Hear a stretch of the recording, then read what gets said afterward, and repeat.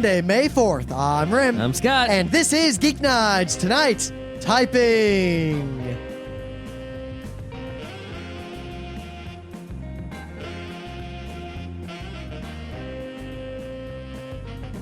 Let's do this. So I realized the other day, kind of shockingly, that 90s nostalgia is soon going to be the thing. And I realized this when I saw Fern Gully.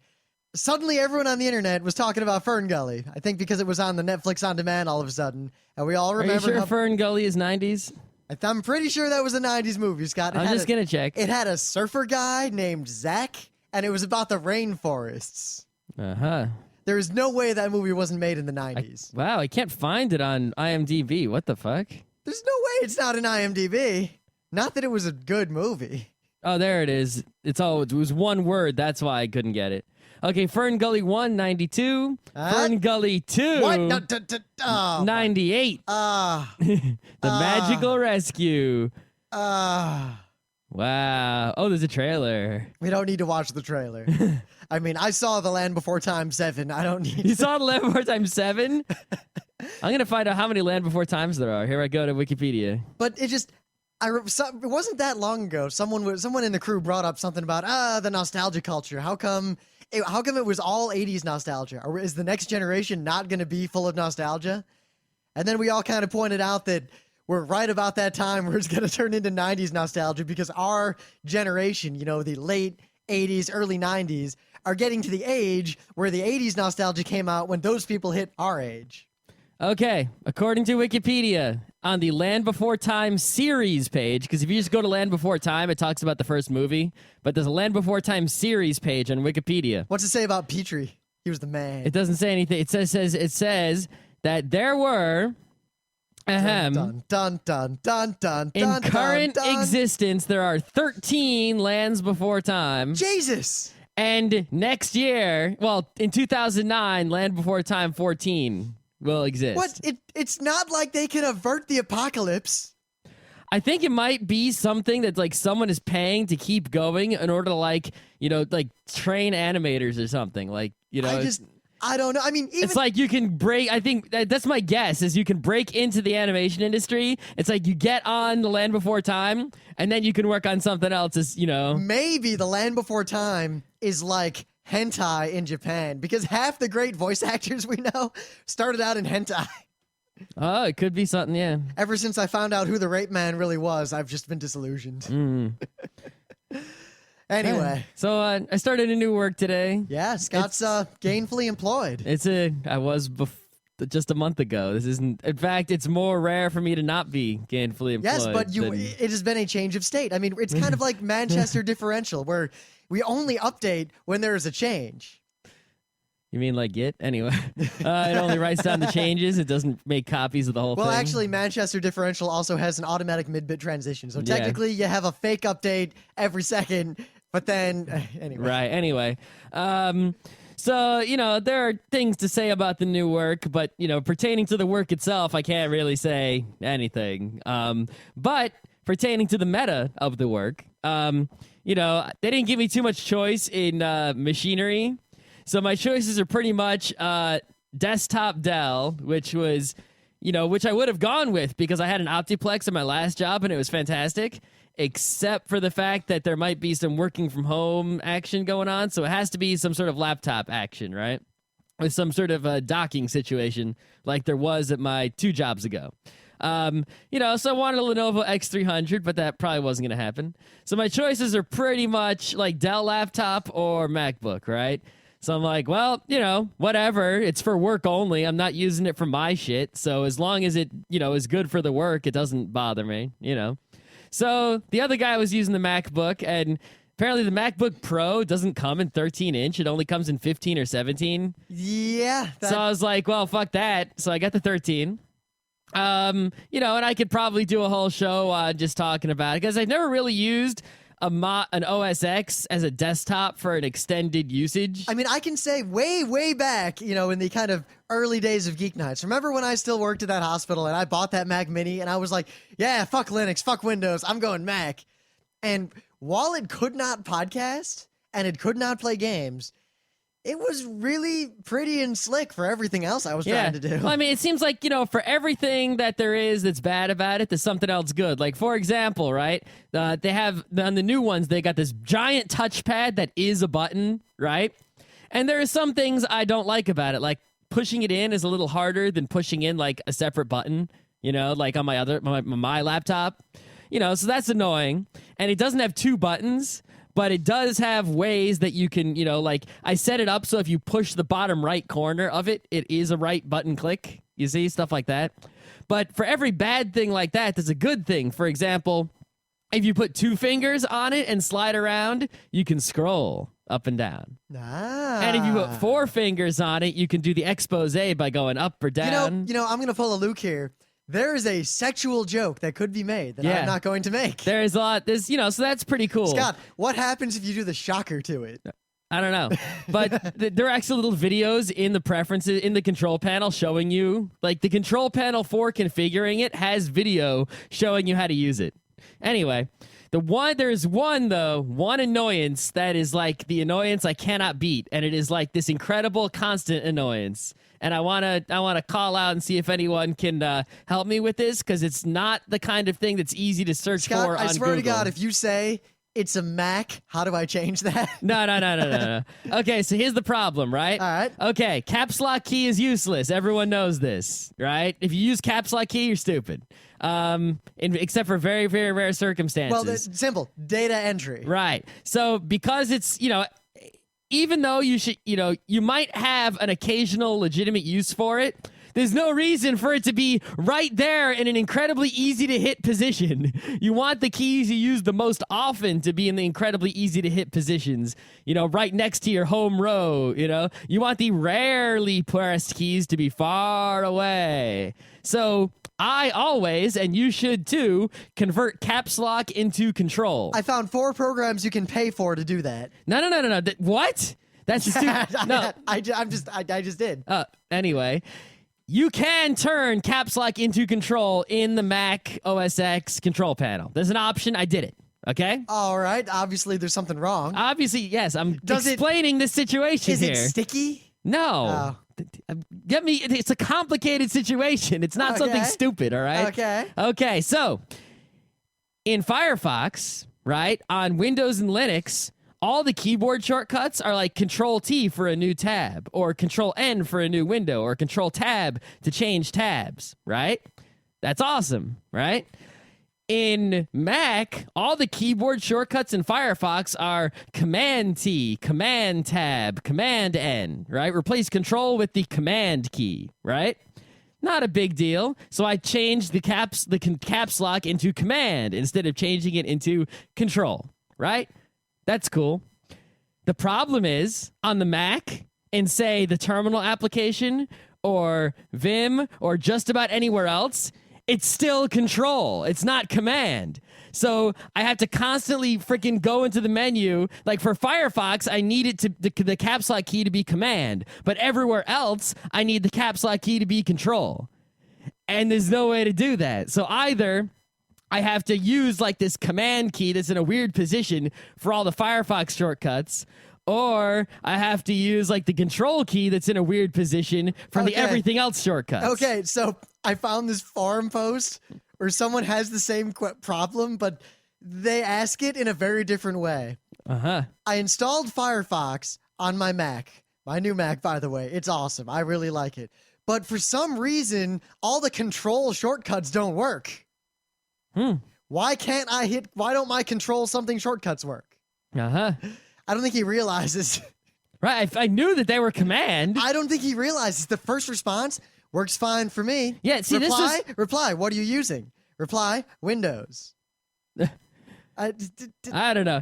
See, this wasn't a problem in the living room where we have a Mac already, because I only ever use Firefox in the living room. I don't use anything else down there. So turning the caps lock in the living room into the Command key is great, because I never need the Control key. I don't use anything but Firefox in the living room. I don't use the terminal. And the worst, right, is that I've got Parallels with Ubuntu and Windows running in it, Right? So when I'm focused on like this virtual machine running Ubuntu and I've got a terminal and I want to push Control L to clear the terminal, right? Or Control T to open a tab in the Firefox in the virtual machine, I got this command key there.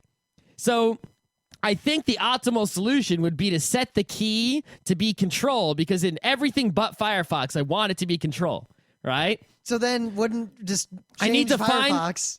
find some way to screw with a Mac Firefox so that Control works instead of Command for all the shortcuts. So if anyone knows how to do that, or if anyone knows of any other solution to this problem, I need this. This is like a serious problem here. Yeah, you're right. That's kind of hard to Google for. Yeah, it's like, how do you supposed to Google for that? How do I change Control? Yeah, how to modify Mac Firefox keyboard shortcuts from Command to Control. I don't think that's going to come up with the right answer. I'm kind of curious too, because I would run into this problem if I tried to. It's incredibly frustrating, you know, especially since, right? I mean, while this is going to be my work computer, and hours-wise, I will spend more time using it than other computers, I still use Windows and Linux just about everywhere, and I've got this virtual machine, and, you know, so I'm not really, you know, while I'm using a Mac hardware machine, like, you know, 8 hours a day at least, probably, you know, for the, you know, foreseeable future, you know, I'm not really using Mac OS, you know, that many hours, and, so I getting used to like using the command key instead of the control key is probably just gonna be incredibly frustrating, because I'd have to keep switching back and forth. You know, I've sort of unified the keyboard shortcuts across everything, because I'm using, you know, Vim and the terminal and Firefox everywhere, and they're all the same shortcuts, except on the stupid Mac where it's a different shortcut. It's like, ah! So that's, help me out. Yeah, I don't so know. my pinky doesn't break off. We won't give you anything other than fame and internet glory, but Yeah, that's it. So you got any I don't know, tech news? Tech news. Well, speaking of I got a bunch of little stuff. Well, speaking of the apples, right? There are some stories going around relatively recently, less than a week ago, that well, actually, it's sort of like there were murmurs way back, like months ago, and now there's more murmurs, right? The murmur way back was that Apple bought like these chip designing companies, like companies that design microchips, right?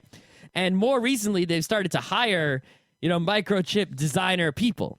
So everyone's like, oh, Apple's going to make their own chips, you know? And the murmurs that are going around are ludicrous, I say, because what people are saying is like, oh, Apple's going to make, you know, their own CPUs instead of using Intel. That way, you know, you can't install OS X on fucking anything but Apple hardware, because Apple hardware will be the only way to get Apple chips, and that's going to be it. Nah, they don't even need to worry about that. While Apple would probably like the DRM aspect of that, there is no way that any chip Apple can design is ever going to match with Intel or NVIDIA in the performance, power usage, efficiency departments. It would cost so much money and require so much talent. There is absolutely no way they can ever catch up to that, right? You know, it's kind of sad. I used to work in a place where I could find out more about this, but now I don't. But no. What Apple is doing, I can almost guarantee, is they are looking for ways to develop more specialized chips for the smaller devices. You know? That's actually what I was just about to suggest. Yeah. It's also a way to really, really reduce the cost of production for things like iPods. Yeah, I mean, it's not necessarily the CPUs either, right? I mean, look at an iPod, right? In an iPod, you have all different functionality, right? You need a display chip for the screen. You need audio processing for the output, hole to your headphones. You need input processing because iPods all have, audio input. You need, I guess some sort of I/O chip for, the buttons, I guess, and stuff like that, right? And, you only need certain functions, right?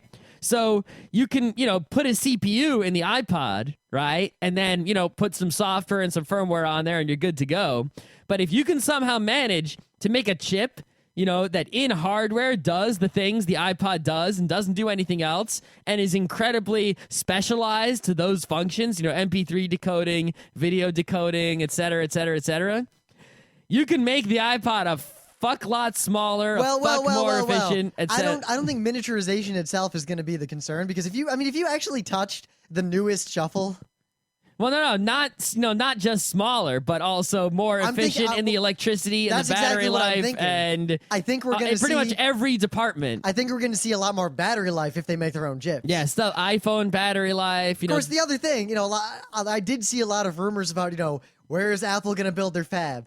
They're very clearly going to whatever, and I don't know what company they'll go with, but they might design a chip, but then they'll send it to someone like Charter Yeah, you realize or IBM to make the chip. almost nobody owns fabs. Almost everyone who designs chips sends them to a fab, puts an order in, and gets the chips back in the mail. That's how it works. I mean, all the iPods are what? They're built by like Foxconn or some Chinese place, right? Whenever you buy an Apple product, it says designed by Apple in California, made in China. Well, like as I recall, remember the cell processor, the PS3, the IBM Baby? Yep. That was made by IBM, but it was also made by Chartered and all these other people. Yeah, I mean, there's fabs all over Taiwan, Southeast Asia. In the U.S., there's fabs, some of them. Not that many. Actually, Not that one many. of the biggest fabs in the country is right down the road from us. I used to work at it. But there's lots of fabs around, and very few companies. There's a lot more companies designing chips than actually making them. I mean, it's the same thing with electronics in general, right? I mean, a lot of people design gadgets, but they don't own a gadget factory, right? I mean, just because you design gadgets and sell gadgets with your brand name on them doesn't mean you own a gadget factory. You probably just pay someone else to use their gadget factory, usually China. Well, more to the point, if they actually are going to be designing chips, and these rumors are going around, we're not going to see any products using these chips for years at least, because the process of making a chip. Well, they did. They bought a company that already had a bunch of work done, and now they hired people, so they're probably well on their way. I think within a year or two, you'll see. No, the problem maybe because once the chip is designed, like you've got a solid design down. That's when all the problems actually begin, because that's when you do like the test runs. You have, the really poor yields. You have to go through this specialized kind of but they're not doing. process. Yeah, but the chips that they're probably making, right? They're not making like these high performance CPUs. They're making like chips that are much simpler. No, but if they're making simpler chips or they're using commodity manufacturing methods, then they're not going to get that much benefit because they probably can't get much more efficient. No, but I mean, they're going to use modern manufacturing methods, but they're going to make like, an MP3 decoder chip, that has some other stuff on it. That's not, too complicated. So it's, it's going to be a lot less Scott, difficult than if you were going to make, Scott, I'm a not Core 2 talking about the Duo. design, though. I'm talking from actual manufacturing. It's an incredibly complicated process. And the real issue is that if you make anything new, it takes ages to figure out how to make it efficiently enough for it not to just lose money.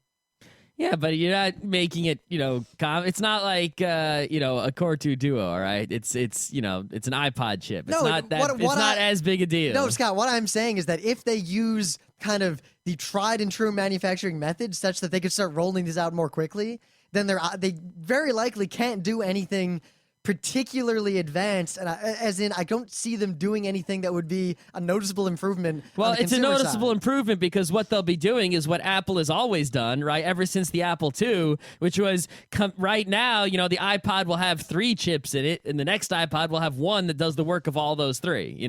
That's really all Steve Wozniak did on the original Apple. Was he just looked at existing computers and he said, and there are all these new chips coming out all the time that you can get in Radio Shack or wherever.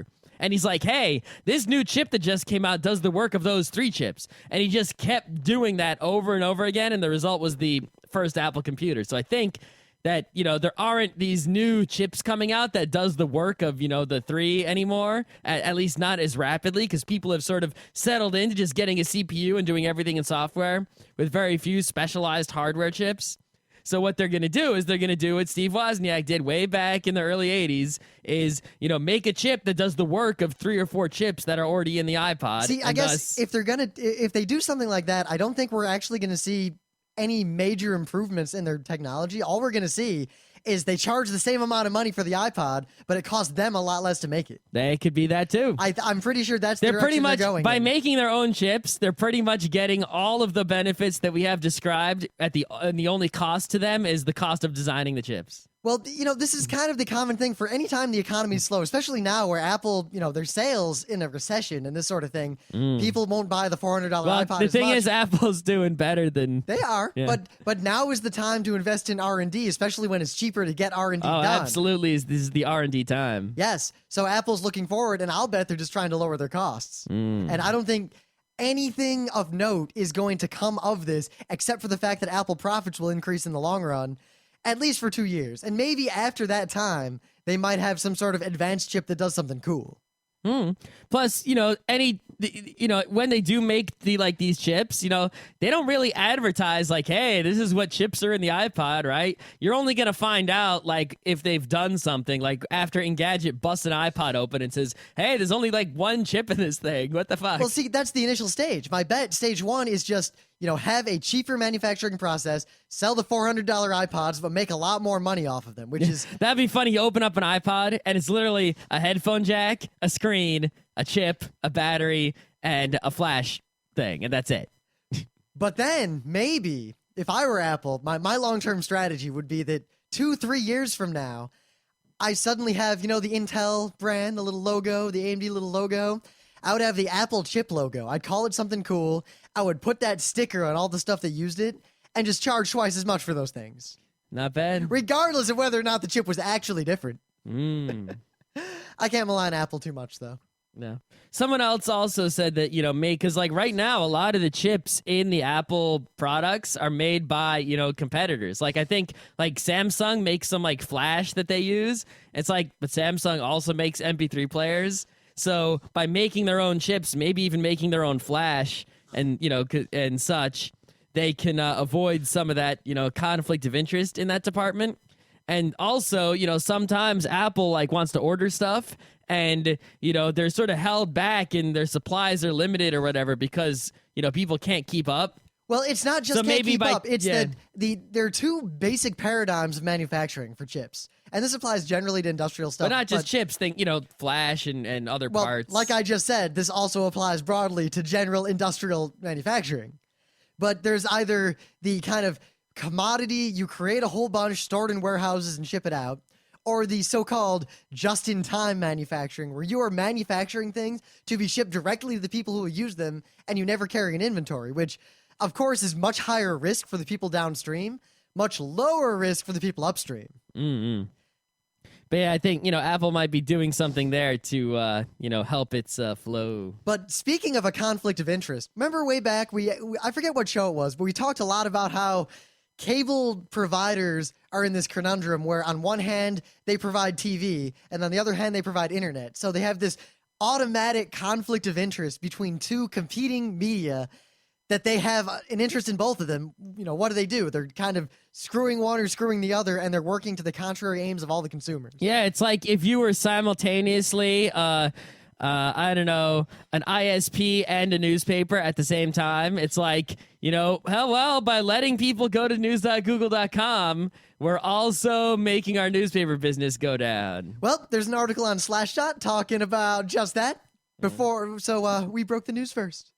I think everyone smart already realized that, but it is an interesting article because the supposition here is that cable networks that are also ISPs, most of their infrastructure costs and most of the money and expenses that are happening now that are causing them to say, oh, we need to raise prices, are from HDTV content and have nothing to do with their ISP internet side. Well, but I thought that, TV, like cable TV, doesn't use the same. I mean, it uses bandwidth, obviously. That's, technological reality. But it's not IP bandwidth. It's, broadcasted out. It's not packet switch. Yeah, Scott, but I said infrastructure. It's the infrastructure and cost on the back end of distributing this high-definition signal, all this data everywhere, storing it, relaying it, keeping up with it. Don't forget all the licensing fees and the complicated relationship of how a cable network gets television and then gives it to you. Yep. Well, I mean, then again, not all ISPs are also cable companies. Some of the ones are, that are, sort of hurting net neutrality are not all, cable. They're, giving you, T1s and DSLs and phone companies and shit like that. Well, they're talking just about cable. All right. It's an interesting article. I recommend everyone read it. Yeah. I mean, it is sort of true that, you look and, cable channels do use bandwidth. And if they remove, say, a cable channel, they could fill that space theoretically, with packets instead. They could do that. Well, I think it's more that there's going to be a lot of pressure, and a lot of people are supposing this at least. Remember the whole a la carte cable pricing thing? The thing that FCC supposedly demanded but never happened? if that actually happens, that might just be the absolute end of TV. Because think about this, that like the domino effect would be massive because you've got a lot of TV channels like Siffy that no one would actually pay for in enough quantity. Yeah, to keep it afloat. if I gave you a list of every cable channel that exists in the entire world, and you would circle the ones you're willing to pay for, and the more you circle, the more you pay. How many are you gonna circle? I would circle. I imagine cable TV would become ESPN TV. Yeah, I would circle pretty much any live sports network that carries a New York team that I care about, right? I would circle one of each of the major networks just because, Cartoon Network ain't what it used to be, so fuck them, right? I don't know. Would I circle anything else? What about Siffy? No, not No Siffy. Siffy? No. What about the Anime Network? Does that even still That's exist? an on-demand thing, and it sucks. Yeah, it does suck. I just want to point out. I don't know. What else would I circle? I don't know. What would you circle? The thing is, if the internet provided live sports for free, I don't even need all live sports. I just need, the incredibly major live sports. not even that. I just need hockey. All I need is hockey. I'm willing to pay a lot of money to just get hockey on my computer. You can pay, but it's they black out New York, which you don't care about. So I kind of care. well, because that's the thing. It's like the baseball. Look at this, right? You can go to MLB.TV baseball, right? You can pay like a lot of money to get the audio of all baseball games live, right? But they black out your local teams. But with an iPhone, you can pay $10 a year and get the audio live of all games, including your local teams. So what the fuck? It's from the same company, Major League Baseball. It's not like a different company. It's the same people.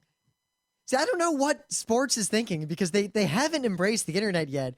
But at the same time, I feel like they could make a lot more Well, it's money. like they have done internet stuff. I mean, they put Sunday Night Football live streaming on NBCSports.com last year. But they haven't gone all the way. They haven't gone all the way. I mean, like the Masters golf tournament was partially on streaming live. It's like you could watch. Like, oh my god, the stupid Masters killed because we have like these 3 T1s for like useless internet. So like everyone was watching the Masters. We route anything that doesn't matter over these 3 T1s, and during the stupid Masters, they were completely utilized for the entirety. Everyone wants to watch Tiger Woods. I mean, even me, I don't care about golf, but it's like you're gonna see Tiger Woods.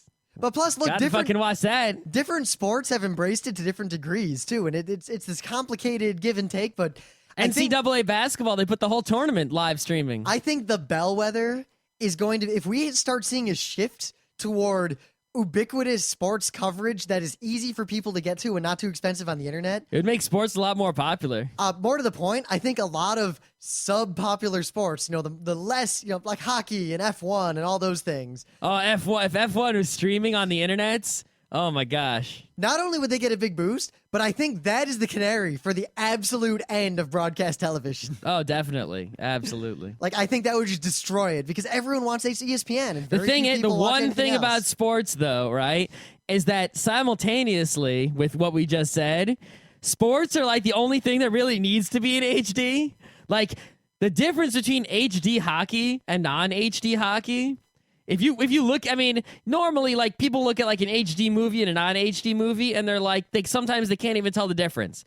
But in HD hockey, you can see more of the ice. It's easier to see the puck. There is a dramatic difference, like ludicrously dramatic. So if you want to put it over the internets, with a packet switched, type of situation, rather than a cables kind of situation, you're using even more bandwidth. So, for the HD. So see, at the same time, if there were some sort of course, cable TV could benefit from this. If they used IPv6 and did the multicast? Even if we just used a multicast type of infrastructure to stream live media, because the live stream, everyone watching it at once, is the only real bandwidth problem we have left. If it's not a live stream, if it's just, after the fact time shifted, anything like that, peer-to-peer torrent-style media distribution works beautifully. Yep. The only thing that doesn't handle is a live stream, and multicast handles that perfectly. Mm-hmm. You can just assume that But no one uses multicast. Well, multicast is very difficult to use. Yes. We should do a show on multicast technology. That's good, because I only know, the surface level things. I've learned we use it extensively at work, and I thought I knew a lot about it, and I did, but I've learned a lot more. That's good. good. God. Yeah, Postgres is hard, by the way. Yeah, hard but awesome. Well, it's also very hard.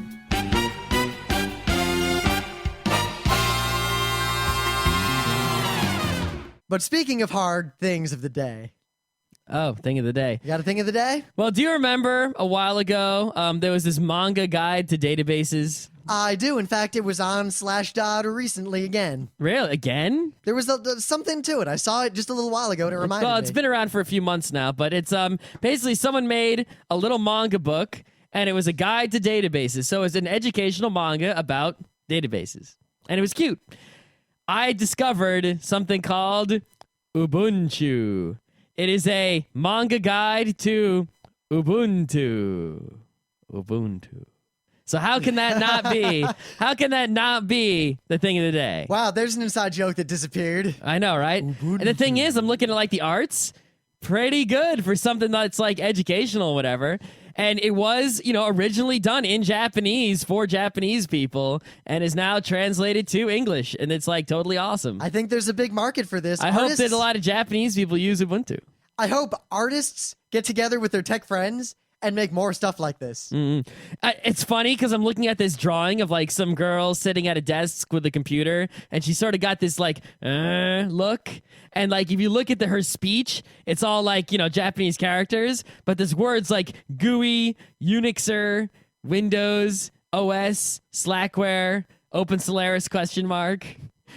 It's kind of funny. By the way, Open Solaris, while I don't really... Solaris is good for stuff, but the main thing going on right now with Open Solaris is they have ZFS is by default, and ZFS is like the best file system to ever exist in the history of the universe. And if you're running like a NAS or something, Open Solaris is the win for the file servers right now. So, this isn't my thing of the day, but I just have to point it out. On College Humor right now, there's a College Humor tribute to Guy Ritchie. And if you don't know who that is, just go to College Humor and find the video. But no, my thing of the day is that there was a man in Texas, Bill Waters, who for whatever reason, he bought this old ledger book, and he's flipping through it, and it was from some pharmacy somewhere, and inside of it, it happened to have these interesting old formulas for a whole bunch of weird stuff. One of them was entitled Dr. Pepper's Pepsin Bitters. Mm-hmm. He may or may not have found one of the original formulas for either Dr. Pepper or a Dr. Pepper-derived digestive. Well, you don't want the second one. You might. I think we have better digestives nowadays than they did in the olden days. But I recommend, this is an interesting article because a lot of people don't realize that like the formula for Coca-Cola or Dr. Pepper or any of these kind of old soft drinks and even a lot of new food are not patented. And the reason they're not patented because is when you apply for a patent, you have to say what you're doing and give it to the world. And then when the patent expires, it's free reign. Yeah, see, that's the thing. The difference between a patent and a copyright, at least practically speaking, right? You copyright something. Well, there's also trade secret, right? So trade secret is where you don't tell anybody anything. You don't copyright it. You don't patent it. You don't do shit. You just keep it a secret. And if anyone steals the secret, you can be like, hey, they stole our secret, right? Patent. When you patent something, you say, I invented this. Here are diagrams of it. Here's descriptions of it. Here's the whole thing. Here's my invention. You show it to the government, and the government shows it to the whole world, and everyone can look it up in the patent database. But everyone can see it, but no one's allowed to copy it for 14 years, I think? Some number of years, no one can copy it, but everyone can see it. But when the years run out, everyone can copy it. That's what a patent does. And a copyright, well, we all know what a copyright does. So, they patented a lot of these things back in the day. So any old inventions you can copy. But usually you don't want to copy an old invention unless you're steampunking it because you got something better nowadays. Who wants to copy, an Apple II unless you really want to make one? Well, plus, back then, this was, the early days of soda when suddenly people are making soda and there's soda fountains and soda jerks. Yep. But those were good days. Food never goes out of style. So food when was the last time anyone drank Moxie? Most food never goes out of style. So old food is totally awesome. Actually, you know what's as long big? as it's not the Coca-Cola with actual cocaine in it. You know what's big in Costa Rica? What? Tab. Really? Yeah. I'm telling you got to try that Pepsi throwback and tell me what the deal is. I'll try it. We got to do a double blind, though. Oh, you want me to do it that way? Yeah, we should. All right, so go buy some cans or whatever. I'll get some throwback and then we'll get try. some and then get some Pepsi also. And because then I could tell regular old Pepsi. I could tell the difference between the Dr. Peppers, but the Dr. Pepper and might then we be should a also different they think they have formula. Mountain Dew throwback, so we'll do both. But there was, I don't know, because Mountain Dew I don't think was ever made with sugar. Yeah, so they're throwing back to nothing. They're throwing back to what Mountain Dew would have been like. I don't know. That's all you. I don't drink the soda, but I do enjoy the idea of the sugar soda. Mountain Dew was this weird thing because I can't stand it now. It's not a good drink. But when I was young, I drank it all the time, but I didn't even really like it then. I drank it because it was the most caffeinated soda I knew about. Not more than you didn't know about Jolt? Well, back then, I knew about Jolt. Jolt was hard to get. Only the bodegas It was sold hard to get. And even then, my parents wouldn't let me go to the bodega. I was in like middle school. And it was great because it said like 2X on it, like they were bragging. Yep. Now where's Jolt? Red Bull owned them. But it was weird. I remember there was this culture in middle school of those kids what were hopped up on caffeine all the time. And Mountain Dew was the drink of choice. And everyone would carry around like their 2-liter. And like we made a big deal about caffeine and Altoids. I guess that's what we were into. I don't know. Altoids are a big deal in high school. But then we discovered Kick. And we thought that it had more caffeine in it. Not Penguin But it Mints? tasted like ass. Why don't you do Penguin Mints? There weren't Penguin Mints back then. Yeah, there were. When we were in middle school? Oh, in high school we had Penguin Mints. Yeah, I'm talking middle school. Oh, okay. High school, I learned about coffee. Uh-huh. Anyway. So we're going to do a show about typing as promised. Yes? Typing. All right. So of the dead. So if zombies attack, the first thing you got to do is So rip out that first, keyboard. I want to talk about learning to type first because, like a lot of people have a hard time learning to type, and I had, it was hard for me to learn to type. I used a computer since kindergarten. I used a computer, right? So Scott, how did you learn how to type? First, when did you transition from, trying to type to actually typing correctly? Well, I mean, I was hunting and pecking since kindergarten, right? But I got kind of fastish just because I did it so much. But I wasn't typing properly, and I knew I should type properly, but I just didn't. And I tried to use a couple typey programs, but I never stuck to it, really, And then in high school, there was a typing class, and I eventually got around to taking it. I don't know if I've told this story on the show before. And the teacher was this old lady. She was so old, and she was sort of crazy, right? And it was this computer lab full of IBM XTs, like the oldest possible IBMs in the universe. And they had these giant clickety keyboards. And like I took the last time that class was ever given. The lady retired and they got rid of the computer lab right after I took that class. So I was like, whoo. But I took that class and we went in and they had, a silly little typing program, where you would it's like there'd be like a little race car, on some 5 1/4-inch floppy disk, and you'd type and the race car would go. And we had like this incredibly old Microsoft Word we would type in this incredibly blocky font and, stuff like that. And just doing it, going to that class every day, 5 days a week and sticking to it. Like suddenly I didn't even realize, that I was like, oh shit, I'm typing. Oh shit. I got it, It's like I was thinking hard about it, for a while. Like, okay, that letter's over here. That letter, this finger in that direction. And I still don't type 100% properly. I mean, I never use the right shift, ever. I know I'm supposed to, I just don't. Really? I never use right shift. I always use left shift for everything.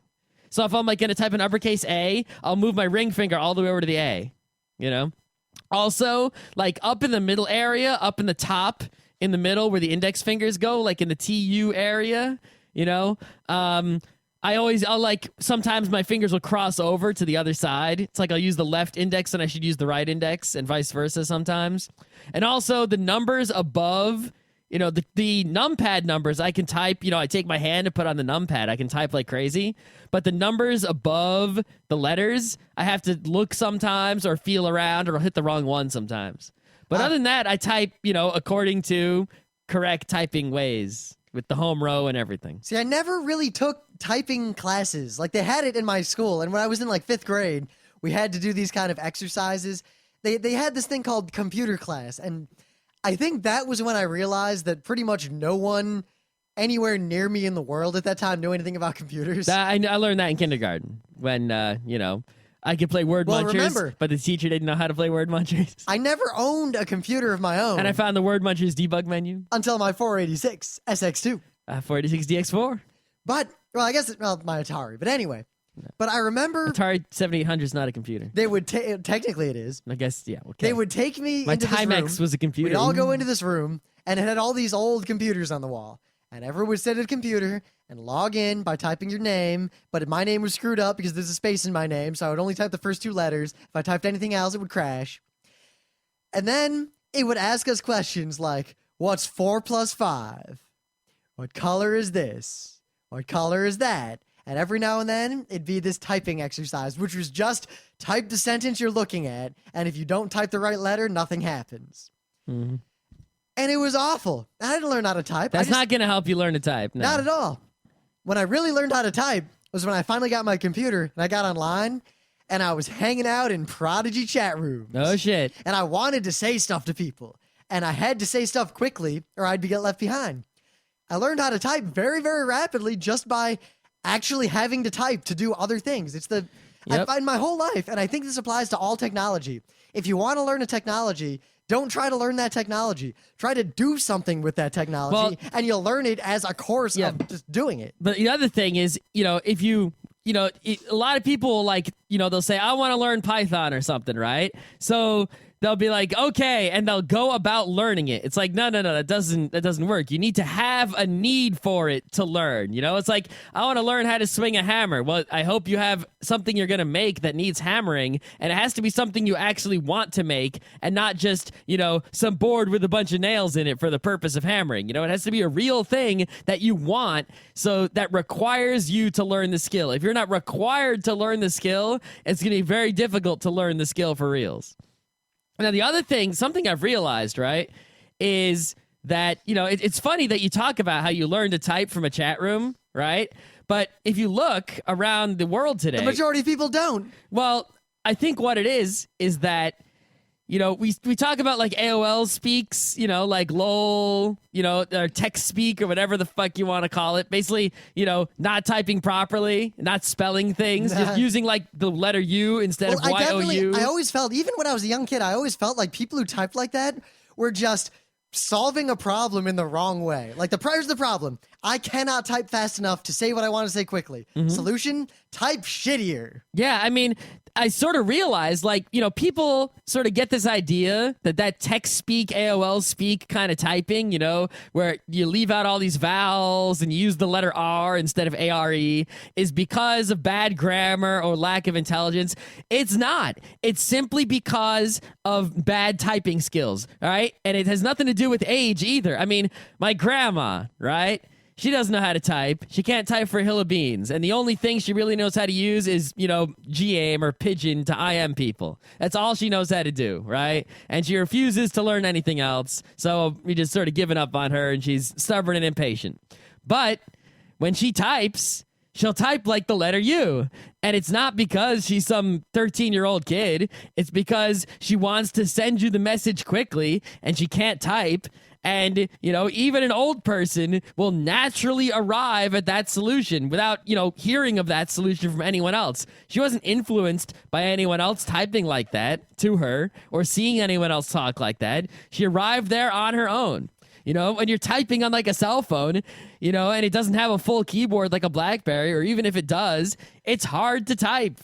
And that's why people, when they're texting, not just because of the character limit, but also because of that, but because there's typing an is article hard. on Slashdot about that, about why it's the number of characters that it is. It's fascinating. It's because texts go on like this sideband. It's like it's in the routing protocol. Well, no, almost. It talks about the magic number of, how many characters do you need on average to form complete sentences? Oh. Yeah, there's an interesting article. You should check it because out. the other interesting technological thing is that text messages aren't actually sent on their own. Yes, that's why the article is so fascinating, because it talks about how it would have just been 128 characters because that was perfect for the sideband they had. Yep. But it turned out that the magic number for typing sentences, a guy just sat down and wrote all these random sentences, whatever he was thinking of, and he counted the characters, and he decided that 128 characters prevents you from saying anything meaningful. But 160 was this magic number. Uh-huh.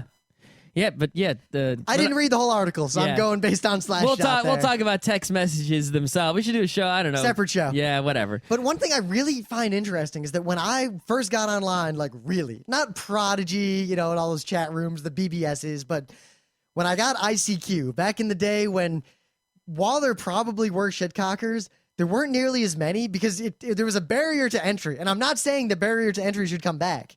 It's just, you know, it was a different time, you understand. 1987, 88. Actually, No. 1997, 98. That's more likely. But nobody typed like that. The only people who typed in that kind of halting, leet speak, any of that stuff were the idiots. And everyone, like when I was online, you know, talking to people in ICQ and just going into random chat rooms, it was, you know, begin sentences with uppercase letters, end them with punctuation, semicolons. Yeah, I mean, it's simply a matter of typing skill. You know, it's like I knew plenty of people that are actually like, you'll see executives type, you know, like emailing really stupidly. And it's not because they're stupid. It's because they can't type for shit. And they can't be bothered to sit there, you know, doing the one finger jabs to write this gigantic essay. You know, One they'll thing I be there noticed for days. Kind of randomly It'd today, be faster than them to write with a pen. I was writing documentation for our internal wiki, and I used the acronym WYSIWYG a bunch of times, and I realized that I can type "what you see is what you get" faster than I can type WYSIWYG. It's about the same, I think. Because I have to stop and think about what letters are in WYSIWYG because it's not. It's not an acronym. WYSIWYG. Yes, because it's not an acronym that works for the letters in my brain. It works as like this one phenom, like this word, Yep. WYSIWYG. So when I have to type it, it's a lot easier to just type "what you see is what you get," Yep, exactly. and it bothered me.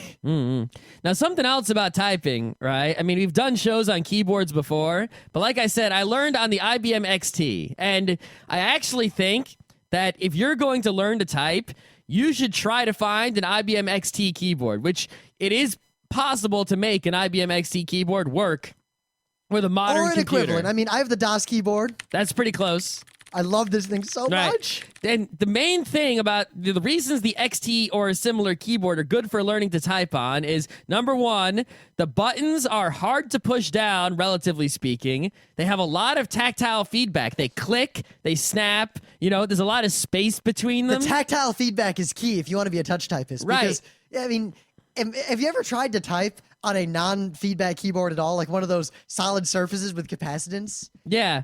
Like you type, you know, like on a table. You ever seen that like keyboard that's like a laser thing that, you know, it draws a keyboard on the table with a laser? You mean the thing where for like 10 years, like on the internet, you kept seeing pictures of a company saying, yeah, we They made sell, this you know, keyboard. you can buy it, but it's not Yeah, so now good. you can, but for a long time you couldn't. But I mean, there even were like constantly these yeah. pictures of it, and people saying, "Yes, we made it. It's coming out next week," and then it never Yeah, came. but like try to learn like, you know, how to type on a laptop keyboard, right? It's hard to feel your way around. The whole thing is flat. It's not at an angle, right? I mean, if you learn how to type already, you can type on a laptop keyboard, but learning to type on a laptop keyboard is asking for trouble because you're not getting all this help, you know, in you know, that teaches your fingers. You know, in Initial D, they talk about the Hachiroku is the car that teaches you how to race because the car gives you all this feedback. It's an old piece of junk, right? But the old piece of junk, you know, by driving it, you can sort of feel things out and learn things, where if you started by driving a Ferrari, you wouldn't be able to learn those things. You would just die. Right? So if you're learning to type, you should type on like a really, really standard keyboard with, you know, big, you know, keys that are far apart, standard size, you know, hopefully very springy and clicky if possible, you know, not mushy and comfortable. See, but then again, I learned how to type without any of that. Yeah, and I learned that's how to why type you really don't. well. But I you don't think- type properly according to the correct Yes, I do. typing way. I actually type with perfect home row now. Oh, really? Because you used to, you know, give us some bullshit like, oh, I type with some made up method I made up. No, I didn't make up a method. I noticed that when I used to type, partly because of the way I would always sit, because, you know, I had no lessons, I learned to type just because I was in chat rooms Yeah, you talking didn't. to people You all the didn't time. learn, you know, according to the, you know, the rules of typing. You just learned a natural method of your hands. But my natural method was fast. And the real point I want to make is that if you want to learn how to type, the most foolproof way is to never take shortcuts. Because I always typed in complete sentences and I typed with perfect grammar and I thought a lot about what I was saying. So as a result, I was forced to either type very, very slowly and be frustrated all the time or get faster very quickly. Yep. you know, I mean, and if you type in complete sentences with the correct grammar, right, and all these things, you're actually going to force yourselves to use all the keys on the keyboard, not just a few of them more often, you know? So you're going to be forced to use, you know, the shift key to capitalize. You're going to be forced to use like the periods and the commas down low and the question marks. And, you know, if you code, that's even better because you're going to be forced to use the curly braces and the backslashes and the asterisks and the who knows what, right? And by forcing yourself to use more of the keys, you'll be better at typing. If the less keys you use, the less typing skill you'll have. But what I used to do, you know, you said I had a method. I didn't. It was just that I tended to always be at this angle from the keyboard just because I sat just kind of as slouched as possible, like sideways in the chair. So the keyboard was at an angle to my hands. So my hands kind of just were at an angle to the keyboard. I always typed with the keyboard at like a 30-degree angle counterclockwise. Mm-hmm. So as a result, my hands like floated, but I realized later that this is why I respect home row printing or typing so much and why I think you should learn home row if you can. Naturally, while my hands kind of floated and I was at this angle, my 2 index fingers naturally always ended up hovering over where they should have been in the home row. It's just that my whole hand pivoted left and right with the pinky finger on the other end. Mm-hmm. But it's still like completely naturally and without instruction, I gravitated toward the home row because it is the most efficient way to type. Yeah. And the other thing is, you know, the home row, right? You know, there's little nubs on the F and the J usually. Some keyboards, like maybe the D and the K, but mostly the F and the J for you to, you know. So that way, without looking, you can feel where to put your hands, you know, because you feel these little nubs on 2 of the keys, and that's where you put your index fingers. And I think that's a big thing is not looking. And if you have to, get a keyboard that doesn't have any letters on it, so you can't look. And I think that will really help you if you have a, you know, I mean, it takes some willpower especially if you're used to looking, to not look, you know, and it took me like a couple weeks to like, you know, stop looking, you know. So if you're having trouble learning, you know, because you keep looking, get a blank keyboard and force yourself to use it and lock up all your other keyboards in a closet or something. Or very easily, if you can't get a blank keyboard, just get a Dvorak keyboard. Oh, yeah, get a Dvorak keyboard. Or, like, pluck the keys off your keyboard and move them all around, because you can take keys off most keyboards. No, not most keyboards. Not for a long time. The old IBM ones you could. Yeah, but I don't know. The kind of keyboard that I suggested you should be learning on, you can take the keys off. But those keyboards aren't that common. Yeah, but if you can, take the keys off and shuffle them around. That way you can't look, because looking won't help you. See, but at the same time, looking worked just fine for me early on learning, because I was trying to type quickly, so I'd stare at the keyboard and I'd kind of watch what my hands were doing and think about what they were doing. See, something else that actually helps is if you keep looking down, right? Because the idea is you don't just get efficiency from being able to type quickly. You get efficiency from being able to look at the screen while typing, right? Let's say you know how to type real fast, but you have to look, right? So you'll look down at your hands and you'll type a whole sentence. Then you'll look up and then see the typo. Then you'll have to go back and edit the typo. But if you're looking while typing, you'll see the typo when it appears. And you'll backspace it real quick with your typing skills, and the sentence will be correct in a much faster amount of time. So what you can do if you're having trouble looking and you can't shuffle the keys or get a blank keyboard, get an on-screen, just like a graphic of the keyboard on the screen. That way your eyes will at least be on the screen. You won't have to look down at the keyboard because you have a reminder on the screen of where the keys are. That is an absolutely fantastic way to learn how to type, to be It's very honest. good. That's most typing programs have a picture of the keyboard on the screen in the early phases, you know, for that very reason. Actually, I have one other really important hint. At least when you're trying to learn how to type for computer stuff, as much as possible early on, don't use the numbers at the top. Use your right hand only on the numpad and learn 10-key typing. Yes, you should 10-key typing will save your ass. You definitely want to learn how to type on the numpad to do like a whole bunch of numbers. Like I use it all the time. For example, like I use Listal, right? And I get a bunch of books in the mail, and then I want to enter them all in with the ISBN numbers. If I wasn't using the numpad, you know how long that would take? Like forever.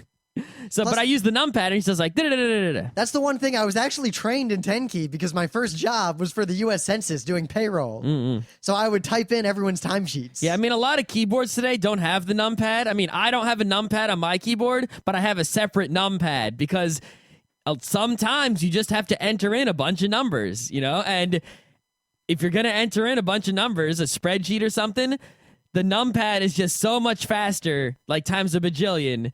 And it's something, you might not use it often, but when you're using it, it's so helpful. Numpad typing is almost as important as the regular keyboard typing. And you should learn that too. Don't neglect it. I really don't recommend typing games. Typing in the dead is fun, but at the same time, you're going to be, I've seen there seems to be. Well, they're good. They're not good for learning to type. They're good for, maintaining your typing skills. But at the same time, I feel like I see two different kinds of good typists. And there are the people who type like 110 words a minute, but they make a mistake every other word. They're just so fast that they make up for all the mistakes constantly by backspacing. And then there are people who type like 70 words a minute, but they never make mistakes ever. Yep. I'm in the former category. I'll type like 120 words a minute, but you'll see me like backspacing like at least once in every word. Mine's sort of, with me, it varies. Like if I'm typing something that's not too long, like, maybe an IM or a tweet or a forum post, 99% of the time it'll be 100% correct. And it won't be so fast, but it'll be, fast, real fast. But like if I'm typing something big, like a blog post or an essay or something, like I'll type as fast or even faster than the ideas come into my brain. But when I go back over it, there'll be 4 or 5 mistakes, every a mistake per paragraph. See, I usually. think the key, you want to, as long as you can type faster than you can think of what you want to type, you're good to go. Yeah, it's not, then you're not limited in any way. Like, 120 words a minute, I'm not going to be thinking of 120 useful words to type in a minute. That's only useful if you're doing something like transcribing. Yeah, transcribing. And that's the reason a lot of people have transcribers still, like lawyers, like old lawyers and people like that, is because, they're from the olden days. They never typed. They need to get lots of words onto paper, but they don't have any typing skills and they have lots of money. You know that Dr. Pepper thing I was talking about? Yep. The biggest trouble they're having is that no one can read the handwriting in the ledger. Oh. It's all in cursive and no one can read it.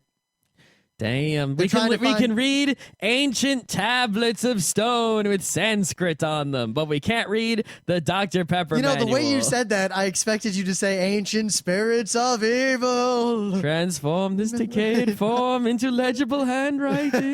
The ever-living. Okay. I don't know what else we can say about typing. Learn to type. Yeah, everyone, you should really learn to type. And, I think... Actually, here's an incentive to learn to type, right? If you think about it, in our forum, we demand, excellent grammar and spelling. We're not super perfect demanding, but it's got to be good. None of this, normal internet crap, right?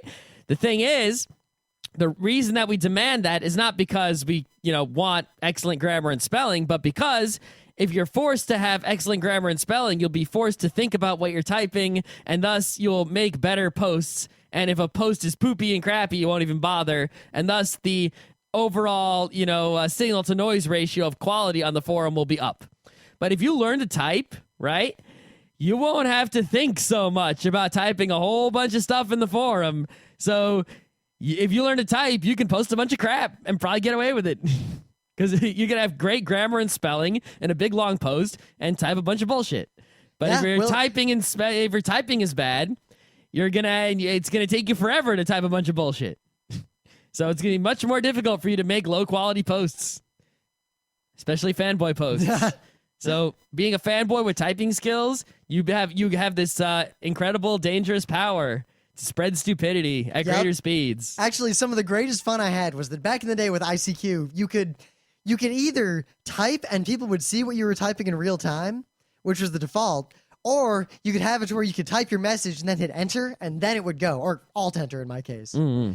So everyone I knew had it set to where I could see what they were typing, but they didn't realize that was what was going on. So a lot of people typed so slowly that they would start to say something, ask a question, and I would answer the question before they sent it. Mm.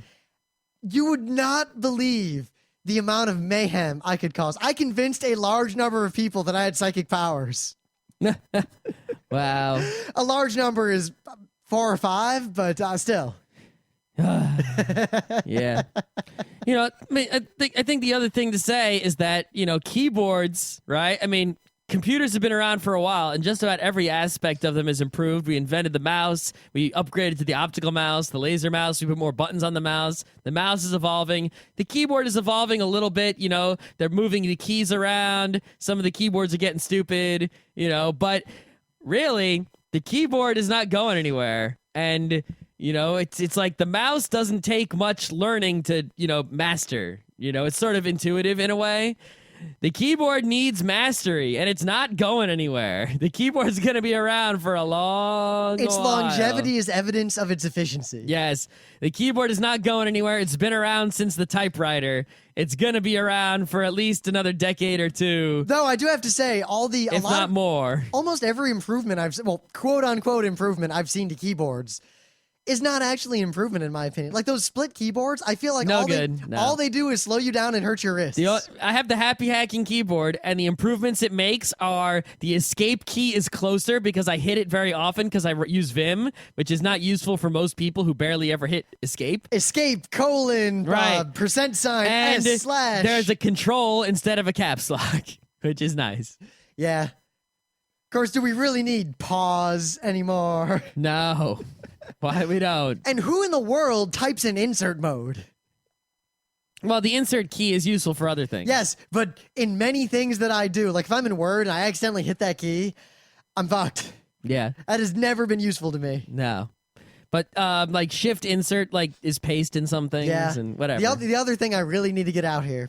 I had arguments at work about this and won because I'm on the right side. Scott agrees with me. Don't learn anything but QWERTY unless you speak a foreign language and have to use a foreign keyboard. QWERTY is the only worthwhile keyboard. Dvorak is absolute gibberish. Yes. It's useless. It's not better. If anyone says it's better, ask them for evidence. There's no evidence. It's this minority thing. The only people who use it are people who think it's cool or rationalize some bullshit reason for using it. They just want to be different. And they think it's better because they're like, oh, look, they took the most frequently used things and put them right near the index fingers in the middle. They want to be different, but they don't want to admit that, so they rationalize why they're different. That's correct. But the rationalization has no basis in science or ergonomics or anything. Learning Dvorak is just going to slow you down at QWERTY and make you generally incompatible with almost the entire world. And there are people who say that they can just switch back and forth. But I've seen people who have said they can switch back and forth, sit at a QWERTY and go, and mess up, right? And go, oops. Just like I sit at a Dvorak and go, oops. Well, if I sit at a Dvorak, I go, what the fuck is this? That's right. So don't learn any other layout besides QWERTY. It's not worth it. It's just stupid. Maybe Azerty, but only if that's, the style of your area. Yeah. Learn your local keyboard and, because, most people listening to this podcast know English because we're speaking in English. And English is sort of becoming the language of to internets. Most programming languages are in English. That's just the sad reality that, the not so great language. It's not the worst language, but there are better languages. But this is the one that won because the United States has the most money and the most guns. I am curious. What is a better language? Than English? Yeah. Lojban? Lojban. I don't know, your mom. Esperanto? No, not Esperanto. Russian's fun. Russian's fun? I don't know. There's good languages out there.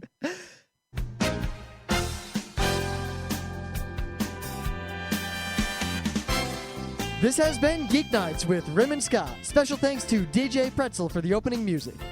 Be sure to visit our website at www.frontrowcrew.com, where you'll find show notes, links, our awesome forum, a link to our Frapper map, and links to all the RSS feeds. We say feeds plural because Geeknights airs 4 nights a week, covering 4 different brands of geekery. Mondays are science and technology. Tuesdays, we have video games, board games, and RPGs. Wednesdays are anime, manga, comic nights. And Thursdays are the catch-alls for various rants and tomfoolery. You can send us feedback by email to geeknights@frontrowcrew.com. Or you can send audio feedback via Audio. Just click the link that says Send Me an Audio on the right side of our website. If you like what you hear, you can catch the last 100 episodes in iTunes or in your favorite podcatcher. For the complete archives, visit the website, which has everything. Geeknights is distributed under a Creative Commons Attribution Non-Commercial Share-alike 2.5 license. This means you can do whatever you want with it as long as you give us credit, don't make money, and share it in kind. Geeknights is recorded live with no studio and no audience. But unlike those other late shows, it's actually recorded at night.